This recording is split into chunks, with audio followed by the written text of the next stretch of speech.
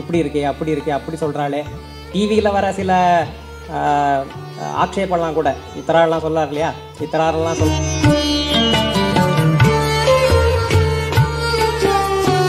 ராமர் எல்லாத்தையும் கூப்பிடுறார். நான் வந்து வைகுண்டத்துக்கு போயிட்டு இருக்கேன், எல்லாரும் வாங்கோ, மோக்ஷாரும் வாங்கோ, உங்களை எல்லாம் அழிச்சிட்டு போனார். அந்த மோட்ச வித்யை கஜினி முகமது கூடயும்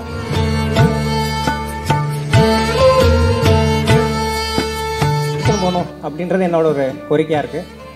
இப்போ விஷயத்துக்கு திருடவிருத்தா அப்படின்ட்டு, திருடஹா விருத்தா திருடவிருத்தா திருடச்சாசௌ விருத்தா திருடவிருத்தா, திருடமாக இருக்கக்கூடிய விரதம் அப்படின்னு அதுக்கு பேர்.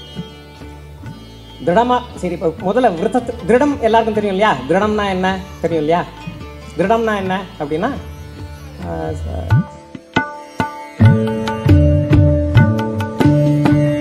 இன்னும் அந்த வைரியம் அந்த கோவன்றது ஒருத்தருக்கு மேலே இருக்க பகை வந்து ஜாஸ்தியாக போயிட்டுருக்கு. இவர் வந்து வாக்கு கொடுத்துட்டார், உனக்கு ராஜ்யத்தை உனக்கு கொடுக்குறான்ட்டு வதம் பண்ணுறார். இந்த வதம்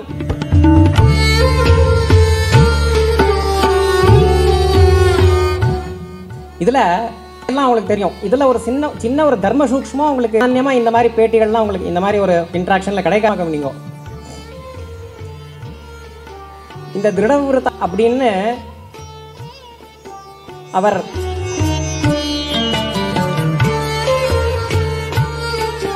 நிலைகள்ல இருக்கு. கீழ் இருக்கு அப்படின்னா 18 உபபுராணங்கள். இந்த 18 புராணங்கள் 18 உபபுராணங்கள் வேதவியாசர் பண்ணது நமக்கு எல்லாம் தெரியும். இந்த வேதவியாசர் எங்கிருந்து பண்ணார் அப்படின்னா நம்ம பால காலையில சொன்னார், யக்ரீவர் பிரம்மாவுக்கு வேதங்கள்லாம் கொடுத்தார். அந்த வேதத்தை கொடுத்தப்ப 100 கோடி விஸ்தீர்ண ராமாயணம் 100 கோடி ஸ்லோகங்கள் இருக்கு மறைஞ்சிருந்து பண்ணார் அப்படின்னு மத்வாச்சாரியார் அதுக்கு ஒரு ஏன் அப்படின்னா வாலி இந்திரனோட பிரார்த்தனையினால தான் ராமர் இறங்கி வந்தது. இந்திராதி தேவதைகள்லாம் போய் நாராயணன் கிட்ட வேண்டிப்பா, ராவணனோட இதுக்கு நம்மளால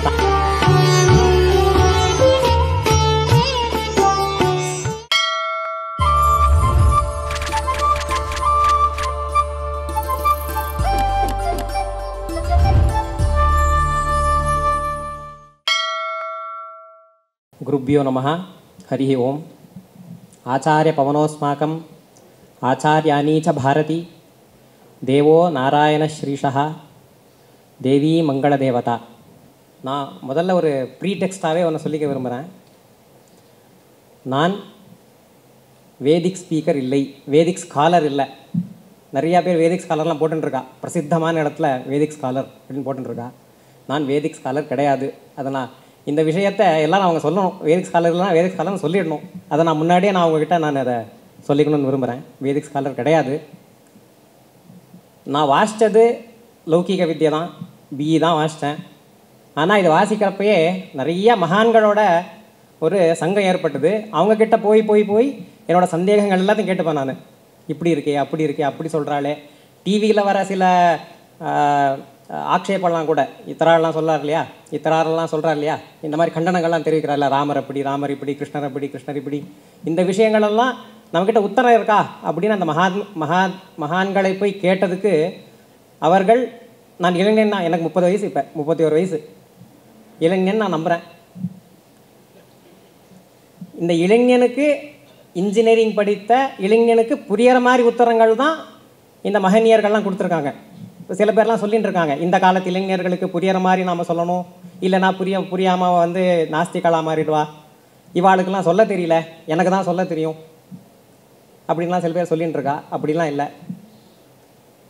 என்ன மாதிரி ஒரு இளைஞனுக்கு பதில் சொல்லக்கூடிய திறமையும் விஷயமும் குருகுலத்தில் வழி வழியாக படித்த எல்லா அந்த குருகுலத்தில் இருக்கிற பண்டிதர்களுக்கும் அந்த திறமை உண்டு. அந்த திறமை எங்கிருந்து வந்தது? வேதவியாசர்கிட்டேருந்து வந்தது. வேதவியாசர் அவர் சொன்ன வாக்கியத்துக்கு அவரே வியாக்கியானம் எழுதியிருக்கார். நம்ம வேற எங்கேயும் தேட தேவையில்லை. நாம் புதுசாக நம்ம புத்தியை யூஸ் பண்ணி எதை கூடயோ மேட்ச் பண்ணி தேவையில்லை. மகாபாரதத்தில் சொன்ன விஷயத்துக்கான வியாக்கியானத்தை ஸ்காந்த புராணத்தில் சொல்லியிருப்பார். ஸ்காந்த புராணத்தில் சொன்ன விஷயத்தை விஷ்ணு புராணத்தில் சொல்லியிருப்பார். அந்தந்த வியாக்கியானங்களை நம்ம அங்கங்கே பார்த்துக்கலாம். இப்போ சொன்னார் இல்லையா, சத்யாத்ம தீர்த்தர் வந்து அக்கு வேறு ஆணி வேறா பிரித்தார் அப்படின்ட்டு அந்த 5 பேர் டீமில் நானும் இருக்கேன். அது ஒரு பெரிய பெரிய பாக்கியமாக நான் கருதுகிறேன். அந்த அக்கு வேற ஆணி வேறா பிரித்ததில் அவர் பண்ணது அவரோட சொந்த மதியை யூஸ் பண்ணதெல்லாம் எதுக்கு அப்படின்னா, வேதவியாசர் எந்தெந்த கிரந்தத்தில் எந்தெந்த வியாக்கியானத்துக்கு எப்படிலாம் அதை இது பண்ணியிருக்கார், வியாக்கியானத்தை அவர் சொல்லியிருக்கார் அப்படின்ட்டு. அதனால் இந்த அபப்பிரசாரத்தை நம்ப வேணாம். குரு சிஷ்ய பரம்பரையில் தான் இந்த விஷயங்கள்லாம் கற்றுக்கணும். நீங்கள் ஒரு ஸ்கூல்லையோ ராமனை பற்றி கற்றுக்கணுன்னா குரு சிஷ்ய பரம்பரையில் தான் கற்றுக்கணும். ஸ்கூலில் ஹிஸ்ட்ரியாக நான் போய் ராமனை கற்றுக்கிறேன், நான் வந்து கஜினி முகத்தை பற்றி படிப்பேன் ஒரு சாப்டரில், இன்னொரு சாப்டரில் இன்னொருத்தரை பற்றி படிப்பேன், அடுத்த சாப்டரில் ராமனை பற்றி படிப்பேன். ராமர் மோக்ஷ வித்யா சமாயாத்த ஏ மோக்ஷ பதேச்சவஹா அப்படின்னு ராமர் எல்லாத்தையும் கூப்பிடுறார். நான் வந்து வைகுண்டத்துக்கு போயிட்டுருக்கேன், எல்லாரும் வாங்கோ, மோட்சத்துக்கு போகிறவ எல்லாரும் வாங்கோ, உங்களை எல்லாம் அழிச்சிட்டு போகிறோன்னு ராமர் அழிச்சுன்னு போனார். அந்த மோட்ச வித்யையை கஜினி முகமத்து கூடயும் இன்னொரு யாரோ கூடயும் நம்ம ஹிஸ்ட்ரியில் படிக்கணும்னு நமக்கு ஒன்றும் அவசியம் இல்லை. ஆச்சாரியர்கள் அங்கங்கே இருக்கிறார்கள், அவர்கள்கிட்ட அவசியம் போனால் உங்களுக்கு எல்லா சந்தேகத்தையும் நிவர்த்தி பண்ணக்கூடிய அந்த திறமை அவங்களுக்கு உள்ளது. அந்த திறமை வேதவியாசர்கிட்டேருந்து வந்தது. அதனால் தைரியமாக நம்பி போகலாம். இன்னொரு சந்தோஷமான விஷயம் என்ன அப்படின்னா, கிராஸ் ரூட்ஸில் ஒர்க் பண்ணுற 2 பேர் வந்திருக்காங்க. பப்ளிக்கில் கிராஸ் ரூட்ஸில் ஒர்க் பண்ணுற ஆல்ரெடி அந்த ஜனங்களுக்கு சனாதன தர்மத்தை உத்வேகம் செய்யக்கூடிய 2 பேர்கள் நம்மிடையே இருக்கிறார்கள். இவர்களை மற்றவாள்லாம் கூட உதாரணமாக எடுத்துக்கணும் அப்படின்னு என்னோடய இச்சையாக இருக்குது. இந்த மாதிரி ஒரு ஃபங்க்ஷனுக்கு வந்து ராமரோட குணங்களை வாஸ்தவாக்கிட்டிருந்து அதை எடுத்துட்டு இந்த விஷயங்களை அவங்க பரப்புரை செய்யணும். இப்படி பரப்புரை செய்வதை உதாரணமாக எடுத்துக்கொண்டு மற்றவர்களும் கூட அதே வழியில் நடக்க வேண்டும் என்று என் விருப்பம். ஏன்னா நானும் பார்த்துட்டு இருக்கேன், சில பேர் ஹிந்து சப்போர்ட்டர்ஸாக இருக்கா, ஆனால் அவங்க சொல்கிற விளக்கங்கள்லாம் கூட ஆச்சாரியர்கள் சொன்னதுக்கு விருத்தமாக இருக்கிறது. அது சம்பூகவதமாக இருக்கட்டும், எது வேணா இருக்கட்டும், சம்பூகவதத்துக்கு அந்த மாதிரி உத்தரகாண்டமே இல்லைன்னு சொல்லிடுறா. உத்தரகாண்டம் ஒரு பாகமே கிடையாது அப்படின்னு அதை திரஸ்காரம் பண்ணிடுறா. ஆனால் மத்வாச்சாரியா ஸ்பஷ்டமாக சொல்கிறார், ராமானுஜாச்சாரியா எழுதியிருக்கார் அதை பற்றி, அதுக்கான விளக்கத்தை சொல்லியிருக்காராங்க. அந்த விளக்கத்தை இப்போ நம்ம பாலாஜி சுவாமி சொன்னார் காத்தால சம்பூகவதத்துக்கு என்ன அப்படின்னு. இந்த மாதிரி அதுக்கான விளக்கங்கள் உத்தரங்கள் இருக்கிறது. அந்த உத்தரங்களை ஜனங்களுக்கு நீங்கள் கொண்டு போய் சேர்க்க வேண்டும் என்று அது என்னோட இளைஞனா ஒரு ஓட்டரா அடுத்த ஒரு நெக்ஸ்ட் ஒரு ஓட்டிங் பூலாக இருக்கிற நான் உங்ககிட்ட நான் ஒரு வேண்டுகோளாகவே சேர்க்குறேன். நீங்கள் மட்டும் இல்லாமல் மற்றவங்களையும் அந்த வழியில் நீங்கள் எடுத்துன்னு போகணும் அப்படின்றது என்னோட ஒரு கோரிக்கையாக இருக்குது. இப்போ விஷயத்துக்கு திருடவிருத்தா அப்படின்ட்டு, திருடஹா விருத்தா திருடவிருத்தா திருடச்சாசௌ விருத்தா திருடவிருத்தா, திருடமாக இருக்கக்கூடிய விரதம் அப்படின்னு அதுக்கு பேர். திருடமாக சரி. இப்போ முதல்ல திருடம் எல்லாருக்கும் தெரியும் இல்லையா? திருடம்னா என்ன தெரியும் இல்லையா? திருடம்னா என்ன அப்படின்னா, சினிமா லாங்குவேஜில் சொல்ல போனால் எந்த பக்கம் சாயாத பாபா. நம்ம பார்த்து தலைப்பாலாம் கட்டிகிட்டு இருக்க பார்த்தா நமக்கு கரெக்டாக எனக்கு உறுதி, எந்த பக்கம் சாயாத பாபா. ஒரே ஒரே ஒரே ஒரே கண்ணோட்டத்தில் இருக்கக்கூடிய ஒரு மனப்பான்மைக்கு திருடஹான்னு பேர், திருடம்னு பேர். விரதஹா அப்படின்னா விரதம் கேள்விப்பட்டிருப்போம் நம்ம, ஏகாதசி விரதம், ஷஷ்டி விரதம், சனிக்கிழமை விரதம். விரதம்னா என்ன? விரதஹா 2 அர்த்தத்தில் எடுத்துக்கலாம். சத்யநாராயண விரதம்லாம் பண்ணுறது ஒன்று மாத்தில், வரலட்சுமி விரதம். விரதம்னா என்ன அப்படின்னா, விரதஹா தாரணே விரதஹா தியாகே அப்படின்னு 2மே அந்த விரதத்துக்கு அர்த்தம்.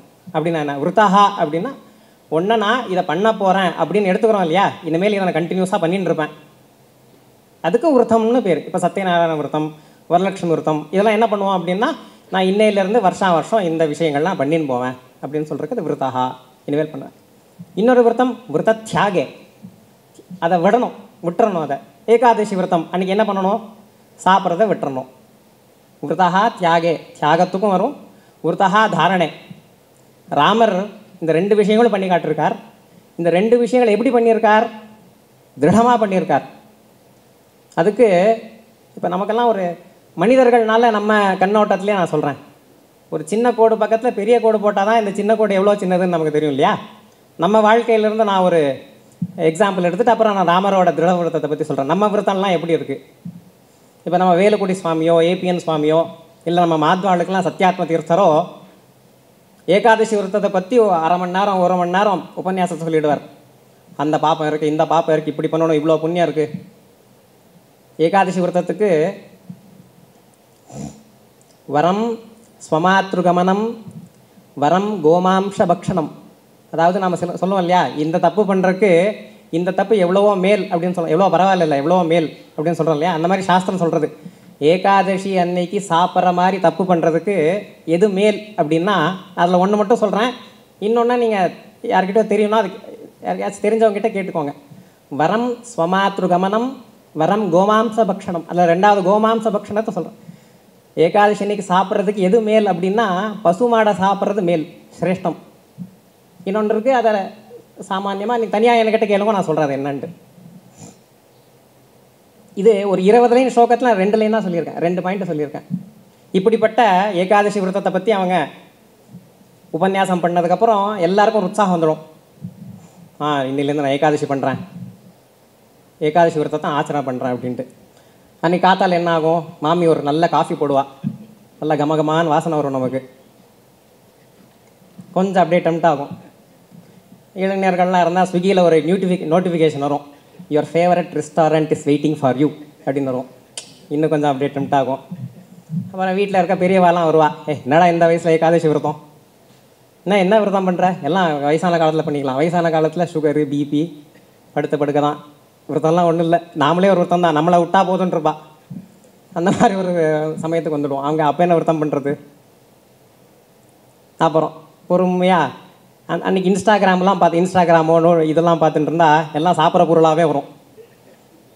பீட்சா, பர்கர், அப்புறம் அந்த இவெல்லாம் வருவா டிவி ப்ரோக்ராம்லலாம் சொல்கிறாளே, இந்த டிஷ்ஷை பண்ணுங்கோ, இதுக்கு நல்லது, இப்படி டேஸ்ட்டாக இருக்கும், இதெல்லாம் சொல்லுவாள். கடைசியாக போக போக ஒரு மத்தியானத்துக்கு மேலே கொஞ்சம் ஏதாச்சும் ஸ்நாக்ஸ் பண்ணிடி அப்படின்னு, இல்லை ஸ்விக்கியில் இதை ஆர்டர் பண்ணிட்டா பரவாயில்ல, இதெல்லாம் சாப்பிடலாம் அப்படின்னு. இந்த மாதிரி ஒரு நாள் முன்னாடி கேட்ட உபன்யாசம் அடுத்த நாள் மத்தியானத்துக்குள்ளேயே காலி. இது ஒரு சைட் ஆஃப் விரதம். எதை விடணும்னு நினச்சோமோ அதை நம்ம விட முடியாது நம்மளால். அடுத்த விரதம் என்ன, நான் ரொம்ப சாஸ்திரமாக போகல, லௌகிகமாகவே எடுத்துக்கிறேன்.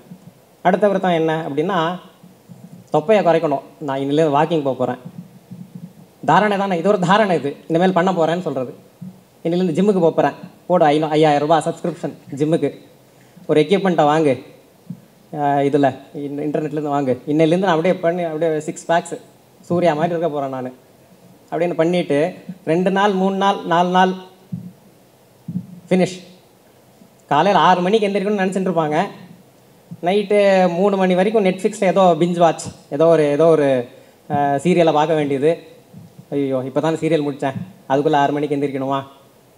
இது ரெண்டாவது விதமான விரதம். இது நம்மளோட விரதம், அது சின்ன கோடு.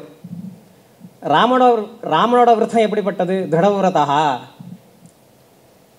எந்த விஷயம் செஞ்சாலும், எந்த விஷயத்தை எடுத்துட்டாலும், எந்த விஷயத்தை தியாகம் பண்ணாலும் அதில் நெறி மாறாத, திருடம் மாறாத தியாகம், திருடம் மாறாத எடுத்துக்கொள்ளுதல். நான் பிரசித்தமாக கதையெல்லாம் உங்களுக்கு எல்லாருக்கும் தெரியும். ராமர் வனவாசத்துக்கு பித்ருவாக்கிய பரிபாலனம் பண்ணணும், அவ்வளோதான், முடிஞ்சது. யார் என்ன சொன்னாலும். சார்வாக்கன் வந்து சொல்கிறார், சார்வாக்கா அர்த்தம்னா என்ன, சாருவாக்கா, சாருனா அழகானன்னு அர்த்தம், சாரு அப்படின்னு சப்தத்துக்கு அழகுன்னு அர்த்தம். வாக்கா பேசுறது, அழகாக பேசக்கூடியவர். பேசுகிறதெல்லாம் அப்படியே பூசி முழுகின மாதிரி நல்லா நீட்டாக இருக்கும்.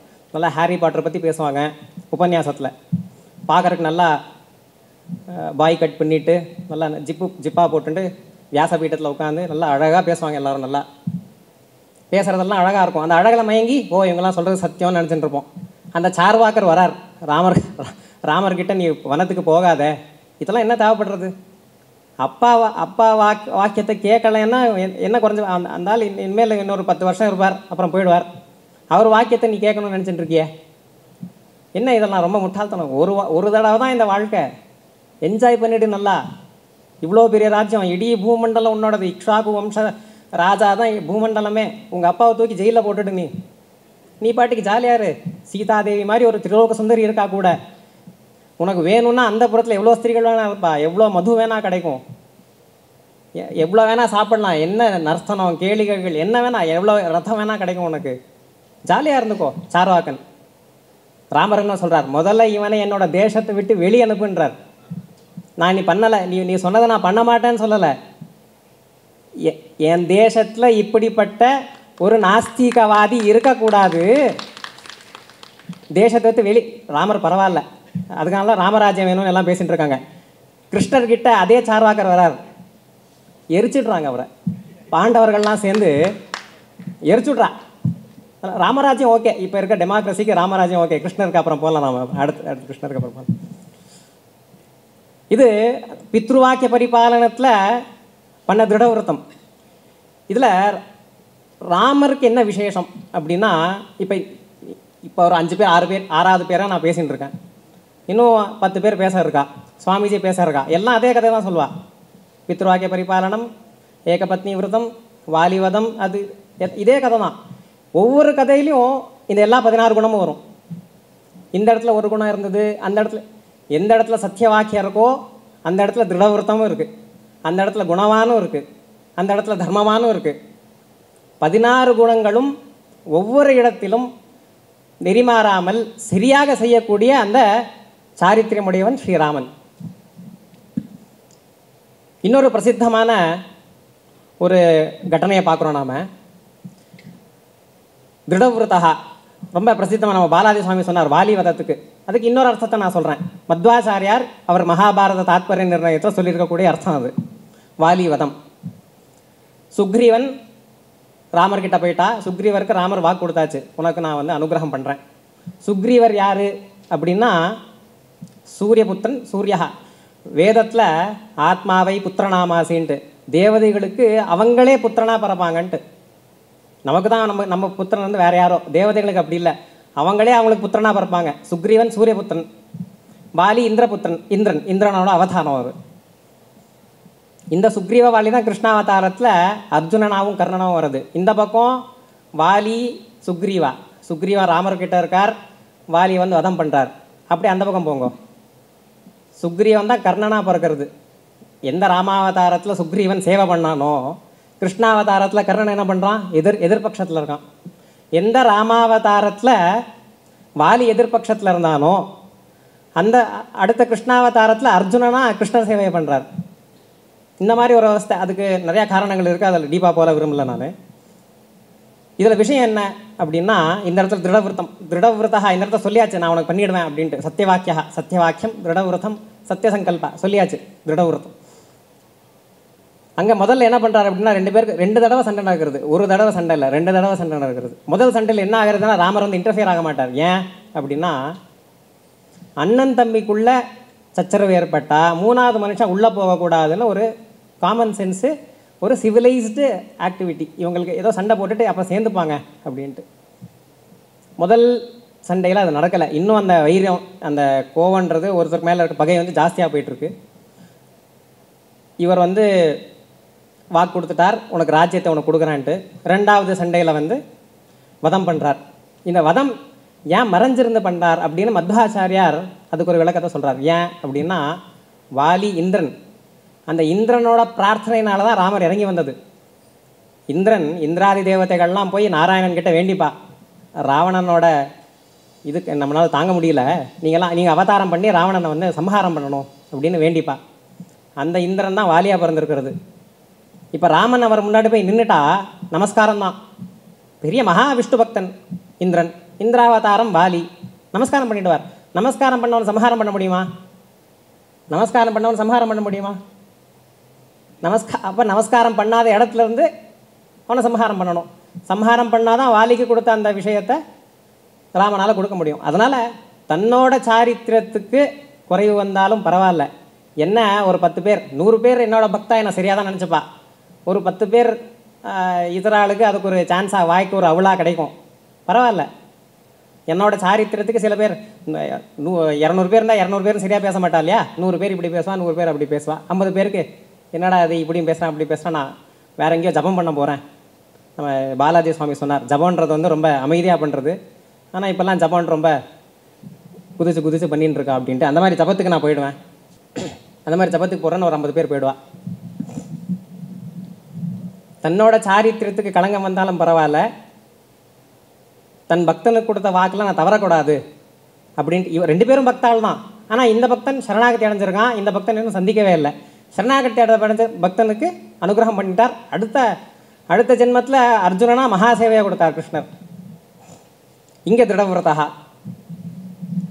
இதில் இந்த கதையெல்லாம் அவங்களுக்கு தெரியும். இதில் ஒரு சின்ன ஒரு தர்ம சூக்ஷ்மம் உங்களுக்கு சாமான்யமாக இந்த மாதிரி பேட்டிகள்லாம் உங்களுக்கு இந்த மாதிரி ஒரு இன்ட்ராக்ஷனில் கிடைக்காது. அதை நான் சொல்லணும்னு ஆசைப்பட்றேன். கொஞ்சம் டீப்பாக இருக்கலாம், கொஞ்சம் கவனமாக கவனிங்க. அவர் எதுக்காக செய்கிறார் அப்படின்னா, வேதத்தில் இருக்க வாக்கியத்தை காப்பாற்றுறதுக்காக. வேதத்தில் இருக்க வாக்கியத்தை பெருமாள் ஏன் காப்பாற்றும்? பெருமாள் சுதந்திரர், என்ன வேணால் பண்ணலாம், மனசுக்கு வந்ததை பண்ணலாம். பெருமாள் ஏன் காப்பாற்றும் வேதத்தில் இருக்கிறத அப்படின்னா, வேதம் அபௌருஷ்யம், எந்த மனுஷனும் எழுதாதது ஒன். ரெண்டாவது, இப்போ ஜனங்களுக்கு பெருமாளை பற்றி ஏதாவது தெரிக்கணும் அப்படின்னா எங்கே போகிறது? வேதம் தான் நமக்கு ஒரே கதி.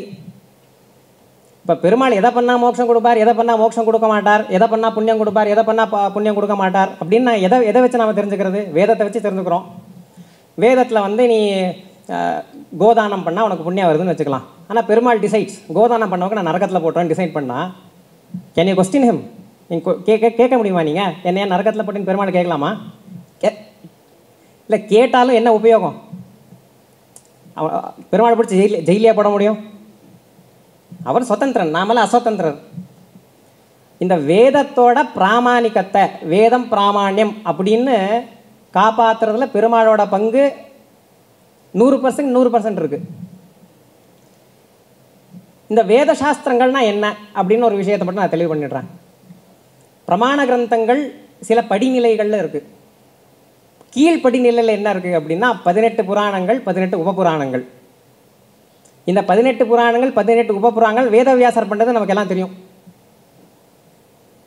இந்த வேதவியாசர் எங்கிருந்து பண்ணார் அப்படின்னா, நம்ம பாலாஜி சுவாமி காலையில் சொன்னார், ஹயக்ரீவர் பிரம்மாவுக்கு வேதங்கள்லாம் கொடுத்தார்.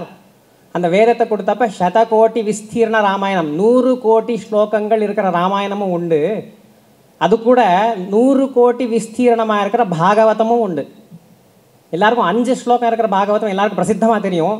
இந்த 100 கோடி விஸ்தீர்ணமாக இருக்கிற பாகவதம் மத்வாச்சாரியார் அவர் கோட் பண்ணியிருக்கார். அந்த 100 கோடி ஸ்லோக விஸ்தீர்ணமாக இருக்கிற பாகவத்தோட சாரம், ரசம், அதுதான் இந்த 18 புராணங்களும் 18 உபபுராணங்களும். இது வேதத்தோட சாரமாக இருக்குது. இப்போ ஒரு கரும்புன்னு வச்சுக்கோங்களேன். கரும்பில் சக்கை அப்படின்றது கடித்து மென்று துப்ப வேண்டியது. அதுக்குள்ளே இருக்க சிரேஷ்டமான பாகம்ன்ற அதுக்குள்ளே இருக்க ஜூஸ். ரசம்னா ஜூஸ்ன்னு அர்த்தம், சிரேஷ்டம்னு அர்த்தம். இந்த வேதத்தோட ரசம் கரைச்சி பிழிஞ்சது தான் இந்த 18 புராணங்களும். அதில் முக்கியமான தத்துவம் என்ன அப்படின்னா, அஷ்டாதச புராணேஷு வியாசஸ்ய வச்சனம் துவயம் பரோபகாராய புண்ணியாய பாப்பாய பரபீடனம். 18 புராணங்களையும் வியாசரோட முக்கியமான விஷயம் 2 தான். இன்னொருத்துக்கு நல்லது பண்ணால் புண்ணியம், இன்னொருக்கு நல்லது பண்ணால் பாப்போம், இன்னொருத்துக்கு கெட்டது பண்ணால் பாப்போம். இதுதான் இங்கே விஷயமே. இது கீழ்நிலையில் இருக்குது. இதுக்கு மேலே ஸ்மிருதிகளெல்லாம் உண்டு. ஸ்மிருதிகள்னால் என்னென்னா, வேதத்தில் இருக்க விஷயத்தை பெரிய பெரிய மகான்கள் அந்த வேத வாக்கியத்தை அனுவாதம் பண்ணுவா. வேதத்தில் இருக்கிற அதே வார்த்தையில் சொல்ல மாட்டா, அவங்களோட வார்த்தையில் சொல்ல விஷயம் அதுதான். விஷயம் வேதத்தில் இருக்கிறது தான். மனுஸ்மிருதி எல்லாம் குதிப்பா. இப்போ மனுஸ்மிருதின்னு சொன்னோன்னே சில பேர் இருக்கலாம், ஆஹா அப்படின்னு வரும். அப்புறம் பாராசர ஸ்மிருதி, இந்த மாதிரி நிறைய ஸ்மிருதிகள், யாக்ஞவல்க ஸ்மிருதின்னு இவெல்லாம் என்ன பண்ணியிருப்பா அப்படின்னா, வேதத்தில் நமக்கு அந்த பாகங்கள்லாம் நமக்கு கிடைக்காத பாகத்தை அவளாம் தெரிஞ்சுட்டு இருந்திருப்பா. அந்த தெரிஞ்ச விஷயங்களை அவள் வாக்கியத்தில் அனுவாதம் பண்ணுவாள். இப்போ நான் வேறு யார்கிட்டயோ கேட்ட விஷயத்தை நான் சொல்லிட்டு இருக்கேன், அதே வார்த்தையை நான் சொல்லலையா, நான் என்னோடய வார்த்தையை தான் சொல்லிட்டு இருக்கேன். விஷயம் அதுதான். அதே மாதிரி அவள் அனுவாதம் பண்ணது தான் அந்த ஸ்மிருதிகளெல்லாம். இதுக்கு மேலே இருக்கிறது ஸ்ருதி. ஸ்ருதி தான் வேதம். இந்த வேதத்துக்கு சமானமாக ரச்சனை பண்ணணும்னு நினச்சார், அதுதான் பாகவதம். வேதம் அதுக்கு மேலே மகாபாரதம், வேதத்துக்கு மேலே மகாபாரதம். வேதாதபி பரம் சக்கரே அப்படின்னு வேதவியாசர் சொல்கிறார். வேதத்தை காட்டிலும் அதிகமாக சொன்னேன். சாந்தோக்கிய உபநிஷத்தில் வருது, பஞ்சமோ வேதானாம் வேதா, வேதத்துக்கே தெரியாத விஷயங்கள் மகாபாரதத்தில் உண்டுன்ட்டு. அந்த மகாபாரதம் நம்மக்கிட்ட 1,00,000 ஸ்லோகம் தான் இருக்குது. எல்லாருக்கும் தெரியும், பிரசித்தமாக மகாபாரதம் 1,00,000 ஸ்லோகம்னு நமக்கு தெரியும் இல்லையா. நம்மக்கிட்ட 1,00,000 ஸ்லோகம் தான் இருக்குது. மேலே இருக்க பித்ருக்கள்கிட்ட 13,00,000 ஸ்லோகம், அதுக்கு மேலே தேவதைகள்கிட்ட 16,00,000 ஸ்லோகம், அதுக்கு மேலே 24,00,000 ஸ்லோகம். பிரம்மா கிட்ட 50,00,000 ஸ்லோகம் இருக்கிற மகாபாரதம் இருக்குது. இந்த 50,00,000 ஸ்லோகம் இருக்கிற மகாபாரதம் எப்போ ரச்சனை ஆச்சு தெரியுமா? எப்போ வேதவியாசர் எழுதினார் தெரியுமா? பாண்டவர்களோட தாத்தா பிறகுறதுக்கு முன்னாடி எழுதியாச்சு. 50,00,000 ஸ்லோகம் இருக்கிற மகாபாரதத்தை எல்லாரும் என்ன நினச்சிட்டு இருக்காங்கன்னா, இப்படி லைவாக அப்படியே ஒரு கிரிக்கெட் மேட்ச் நடந்துட்டு இருக்கு, அப்படியே கமெண்ட்ரி கொடுக்குற மாதிரி வேதவியாசர் சொல்லிட்டு இருந்தாரு. நமக்கு எல்லாம் ஒரு கல்பனை இல்லையா? பாண்டவர்கள் பிறக்கலை, இன்னும் அர்ஜுனாதிகள்லாம் பிறக்கலை, துரியோதனாதிகளாக பிறக்கலை. அவங்க அப்பா பாண்டவ திருதராஷ்டிரன் பிறக்கலை, அவங்க அப்பா சித்திராங்கதன் விசித்திர வீரன் பிறக்கலை. வேதவியாசர் பிறந்த உடனே 16 வயசு அதான் பிறந்த உடனே சத்தியவதிக்கு ஆசீர்வாதம் பண்ணிட்டார். அம்மா நீ எப்போ நீ என்னை கூப்பிடுவோ நான் வந்து உனக்கு அனுகிரகம் பண்ணுறேன், ஆசீர்வாதம் பண்ணியாச்சு. பத்ரிகாசிரமம் போயிட்டார். பத்ரிகாசிரமத்தில் இந்திராதி தேவதைகள் எல்லாம் பிரம்மாதி தேவதைகள் வந்தாச்சு. எல்லா வேதத்தையும் விவாகம் பண்ணி கொடுத்தாச்சு. மகாபாரதத்தை ரச்சனை பண்ணியாச்சு, பாகவதத்தை ரச்சனை பண்ணியாச்சு. அப்பயே முடிஞ்சது. வால்மீகியும் அப்படி தான் எல்லாம் பிரசித்தமாக சொல்லிகிட்டு இருக்கிறத பார்த்தா வால்மீகி அந்த சமகாலத்தில் வாழ்ந்தவர் தான். அந்த வால்மீகி ராமாயணம் எப்போ எழுதுகிறார் அப்படின்னா ராமரோட 10,000 வருஷம் கழித்து தான் எழுதுகிறார். 10,000 வருஷம் கழித்து தான் எழுதுகிறார் அந்த வால்மீகி ராமாயணத்தை. அந்த வால்மீகி ராமரோட சரித்திரத்தை பார்த்து எழுதலை, நாரதர் வந்து சொல்கிறார். நாரதர் சொன்னதை வால்மீகி 24,000 ஸ்லோகத்தில் ரச்சனை பண்ணுறார். ஆச்சு. இப்போ மகாபாரதம் ஆயிடுச்சு. இந்த மகாபாரதத்தில் எல்லா ஸ்லோகத்தை காட்டிலும் முக்கியமானது என்ன அப்படின்னா பகவத்கீதா. பகவத்கீதையை காட்டிலும் முக்கியமானது என்ன அப்படின்னா விஷ்ணு சஹஸ்ரநாமம். விஷ்ணு சஹஸ்ரநாமத்தில் உங்களுக்கு எல்லாம் பிரசித்தமான ஒரு ஸ்லோகம் தெரியும். கடைசியில் ஸ்ரீராம ராம ராமேதி சொல்லுங்க, ஸ்ரீராம ராம ராமேதி ரமே ராமே மனோரமே சஹஸ்ரநாம தத்துல்யம் ராமநாம வரானனே. யார் யாருக்கு சொல்கிறது? உமா மகேஸ்வர சம்வாதம், சிவன் பார்வதிக்கு சொல்கிறது. விஷ்ணு சஹஸ்ரநாமத்தோட பலன் ராமா ராமா ராமான்னு சொன்னால் வந்துடும் அப்படின்ட்டு. எங்கே இருக்க பாருங்க. புராண இதிகாசம், புராணம் இல்லை, புராணத்துக்கு மேலே ஸ்மிருதி, ஸ்மிருதிக்கு மேலே வேதம், வேதத்துக்கு சமான பாகவதம், அதுக்கு மேலே மகாபாரதம், அதில் பகவத்கீதா, அதுக்கு மேலே விஷ்ணு சஹஸ்ரநாமம். விஷ்ணு சஹஸ்ரநாமத்துக்கு காட்டிலும் ஒன்று தான் பெருசு. இது பிரம்மசூத்திரம். இது எல்லாம் பண்ணது யார் தெரியுமா? ஒரு ஆள், வேதவியாசர். ஜயதி பராசரசூனு சத்யவதி ஹிருதய நந்தனோ வியாசா யஸ்ய கமல யஸ்யாஸ்ய கலிதம் வாங்மயம் அமிர்தம் ஜெகத் பிபதி. ஜெயதி அப்படின்னா அவருக்கு வெற்றி, வேதவியாசருக்கு வெற்றின்னு அர்த்தம். எப்படிப்பட்ட வேதவியாசர்? அவரோட வாக்கில் இருக்கிற அந்த அமிர்தத்தை இடி ஜகத்னா விஷ்ணு பக்தர்கள்னு அர்த்தம். மற்றவங்களாம் ஜகத்துன்னு கன்சிடரே பண்ணுறதில்ல, பக்தர்களுக்கு ஜகத்துன்னு பேர். அந்த ஜகத்தில் இருக்க பக்தர்கள்லாம் எதை வந்து ஆச்சரியமாக வச்சுட்டு இருக்காளோ, எந்த வாங்மயத்தை குடிக்கிறாளோ, அமிர்தம்னு குடிக்கிறாளோ, இது எல்லாத்துக்கும் பண்ணது ஒரே ஒரு ஆள், ஒன் சிங்கிள் பர்சன், வேதவியாசர். அதுக்கு தான் இப்போ பேஜாவர் சுவாமி வரார் இல்லையா, இவருக்கு முன்னாடி இருந்தவர் பெரியவர். அவர் சொல்கிறது வாக்கியம், என்னோட ஃபாதர் ஆஃப் த நேஷன் அப்படின்னா யார்? வேதவியாசர்னு சொன்னார். இதை நாம் ஒவ்வொருத்தரும் நம்ம வாழ்க்கையில் நாம் பயன்படுத்த வேண்டியது. நீங்கள் தைரியமாக சொல்லுங்க, who is father of the nation? Who is father of the nation? Who is father of the nation? பசங்களுக்கும் சொல்லித்தாங்க. இந்த புராண இதிகாச வேதங்கள் இருக்கு இல்லையா, இந்த வேதங்களோட சத்தியத்தை காப்பாற்றணும் அப்படின்றது பெருமாளோட திருட விரதமாக இருக்குது, பெரிய விரதமாக இருக்குது.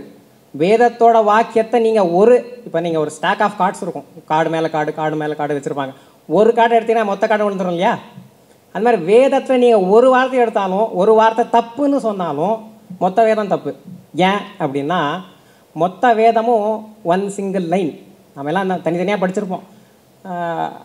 அக்னி சுத்தம் படிச்சிருப்போம், அப்புறம் புருஷ சுத்தம் எல்லாம் தனித்தனியாக படிச்சிருப்போம். நாம் இந்த மொத்த சுத்தமும் அக்னிமீளே புரோஹிதம் யஜ்ஞசதே உருச்சம், இதுலேருந்து ஆரம்பித்து மொத்த ரிக்வேதமும் ஒன் சிங்கிள் லைன். அது கூட அனந்தமான யஜுர்வேதம் ஒன் சிங்கிள் லைன். மொத்த வேதசாஸ்திரம் ஒரு சிங்கிள் ஏக வாக்கியதான் பேர். அயம் விவேக் சூர்யா. இதில் ஏதாச்சும் ஒன்று முரண்பாடு இருக்கா? ஒரு வார்த்தைக்கு இன்னொரு வார்த்தை முரண்பாடு இருக்கா? வேதம் அப்படிப்பட்டது. இதில் விவேக் சூர்யா அப்படின்ற ஒரு வார்த்தை எடுத்துருக்கோம், ஐயாம் அப்படின்னு இருக்கு. ஐயாம் வாட்? அதில் ஒன்றும் அர்த்தமே இல்லாத ஒரு லைன் அது. வேதமும் அப்படிப்பட்டது. நீங்கள் ஒரு வார்த்தையை நீங்கள் இல்லைன்னு ப்ரூவ் பண்ணின்னு வச்சுக்கோங்க. அப்படி இப்போ பிரசித்தமாக இருக்கிறது என்ன அப்படின்னா மனுஷங்களுக்கு 100 வருஷம் தான் ஆயுஷம். அதான் ராமர் 100 வருஷம் தான் வாழ்ந்தார். இதுதான் பிரசித்தமாக இருக்கிறது. எனக்கு தெரிஞ்சு என் வீட்டுக்காரியோட எங்கள் ஆத்துக்காரியோட தாத்தா 106 வயசு. நம்ம சத்யாத்ம தீர்த்த சுவாமிஜி கிட்ட ஒருத்தர் மந்திராட்சத்தை வாங்க வந்திருக்காராம். இப்போ 115 வயசு. காஷியில் திரிலிங்க சாஸ்திரி இருந்திருக்கார் 300 வயசு. 100 வருஷத்துக்கு முன்னாடி 300 வயசு. ஹுவாங் ஸ்வாங் அப்படின்னு ஒரு சைனீஸ் ட்ராவலர் 600 AD இங்கே வந்திருக்கார். இந்தியாவுக்கு வந்து இந்தியாவில் இருக்க அவர் மகாராஷ்டிரா பக்கத்தில் ஒரு மாமர தோப்பில் ஒரு பிராமணனை பார்த்துருக்கார். அவனுக்கு வயசு 700, ஆனால் 30 வயசாக இருந்தான்னு எழுதுகிறார் அவர் வாங். இப்போ இந்த இதெல்லாம் பிரத்யக்ஷம், இதெல்லாம் திஸ் இஸ் ஆல் நம்ம கண்ணு முன்னாடி பார்க்குறது. இந்த கண்ணு முன்னாடி பார்க்குறதுக்கும் வேதத்துக்கும் சம்மந்தமே இல்லையே, இல்லையா? வேதம்னா கண்ணு முன்னாடி இருக்கிறதையும் சொல்லணும், கண்ணு முன்னாடி இல்லாதையும் சொல்லணும். கண்ணு முன்னாடி அவன் பார்த்துட்டு இருக்கோமே. என் தாத்தாக்கு 106 வயசு, 120 வயசு, சாமானியமாக இருப்பாங்க, 105 வயசு, 106. இந்த ஒரு விஷயத்தினாலே வேதத்தை அப்புறமான சொல்லிடலாம் நம்ம.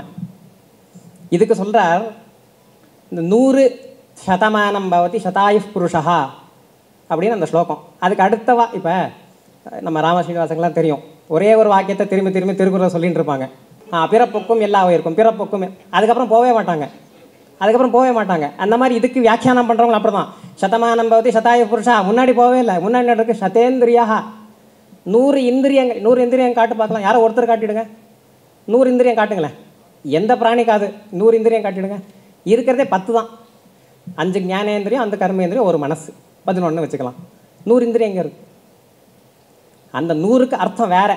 ஃபார் எக்ஸாம்பிள், இப்போ வீட்லேயே ஒரு பையனை திட்டின்னு இருக்கோன்னு வச்சுக்கோங்க. உன்னை 100 தடவை சொல்லிட்டேன்டா, சொல்ல மாட்டோமா?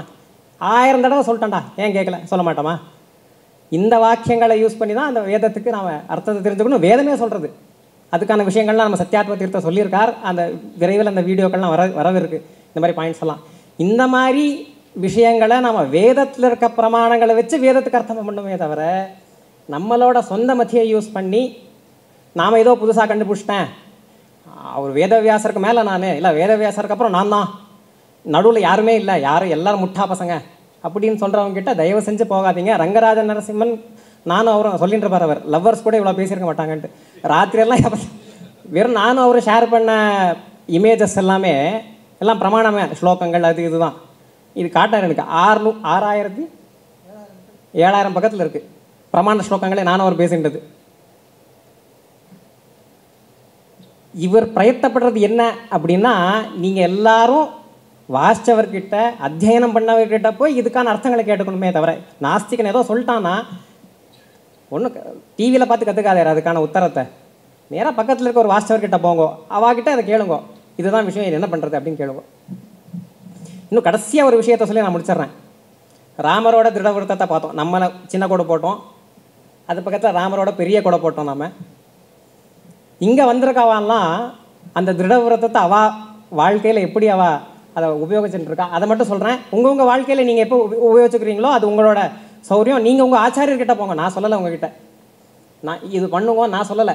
நான் சொல்ல வர்றது என்னென்னா, உங்கள் வாழ்க்கையில் நீங்கள் எப்படி அந்த ஆச்சரணை பண்ணணும் அப்படின்னு உங்கள் ஆச்சாரியர்கிட்ட போங்க, உங்கள் சம்பிரதாயஸ்தர்கிட்ட போங்க, கேளுங்க இந்த திருடவிரதத்தை நான் எப்படி ஆச்சரணம். இந்த கடைசியை இதை மட்டும் சொல்லி நான் முடிச்சுக்கிறேன். எனக்கு பிரசித்தமாக இந்த மத்வ சித்தாந்தத்தில் வந்தவங்களுக்கு எனக்கு பர்சனலாக கான்டாக்ட் உண்டு. மற்றவாளோட பர்சனல் விஷயங்கள் பர்சனலாக எனக்கு கான்டாக்ட் தெரியாததுனால இவாளோட சரித்திரமே அவளுக்கு உண்டு அப்படின்றத நான் நம்புகிறேன். இவாளை மட்டும் நான் பர்சனலாக சொல்லிடுறேன். இதில் முதல் பாதராயணாச்சாரன் இருக்கார்.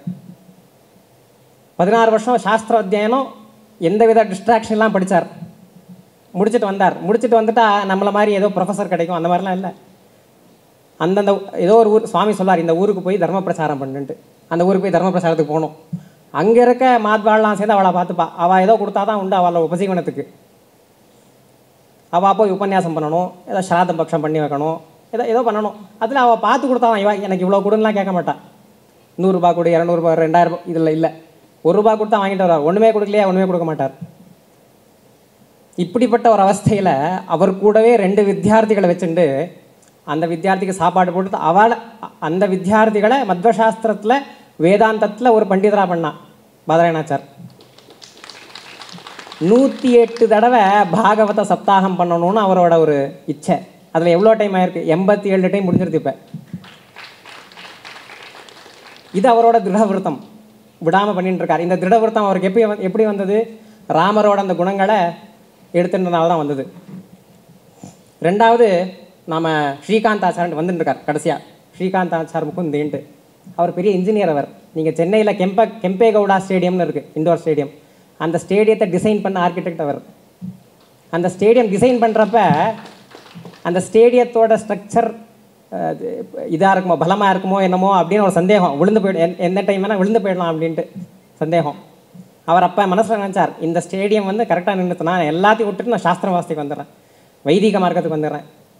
அந்த ஸ்டேடியம் இன்னும் அது உபயோகத்தில் இருக்குது, ஸ்ட்ராங்காக நின்றுருக்கு. அவர் இப்போ 100% வைதிகத்தில் இருக்கார்.